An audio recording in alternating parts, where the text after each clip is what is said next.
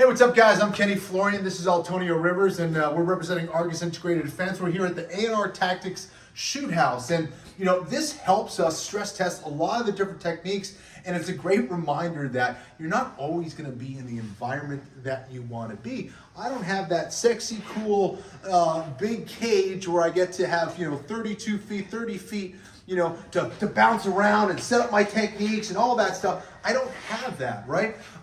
So we have to understand that this is totally different. We might be in a smaller room, we got a table, we got some chairs, we got a nice hard wall, I don't have any soft mats around, all those things that I need to be aware of. And I kind of wanted to talk about striking techniques. A lot of times we like to hit pads and we think like, hey, as Mr. Guy who is a hobbyist or a former, professional kickboxer, Muay Thai guy, whatever it is, you're not always going to be in that perfect environment. You're not going to have all the space that you want. Typically, you're going to be in a close environment, and we have to use not only legal techniques for that sport, but also maybe some other things that we can utilize that can be effective.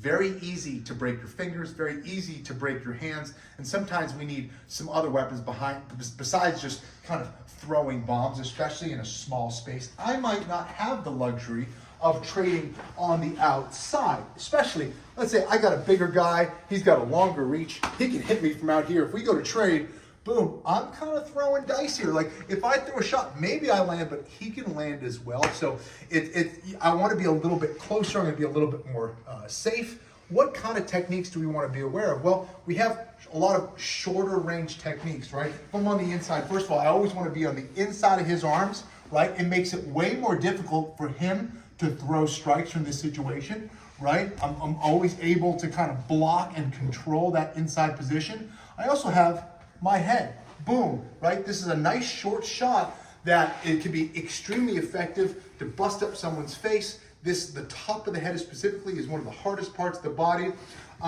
Knees, right? Let's say I could be the best kicker in the world. I can't kick them here. I got this table in the way. I can't really, right? But I can have things like knees, right? Whether it's inside the legs, groin, stomach, grabbing his head. I have it to the face. All those things are short strikes that can be utilized very effectively. The other thing, elbows. I'm on the inside, right? I have my elbows up here, my elbows up and over. Let's say he has an inside position, right? I can always trap this down, come up and over with an elbow. I can come on the inside with an elbow. And these are very hard, very much harder to break than say my hand. So understanding that like, okay, I can be a great kicker, but out here, my kicks are useless. I got this table in the way, I got this wall in the way, right? And again, anytime I'm throwing these long range strikes or trading long blows, especially with someone who's bigger, stronger than me, I'm throwing dice. He can knock me out too. So just be aware, getting to that close space, being aware of your environment and having to adapt to your environment is absolutely critical.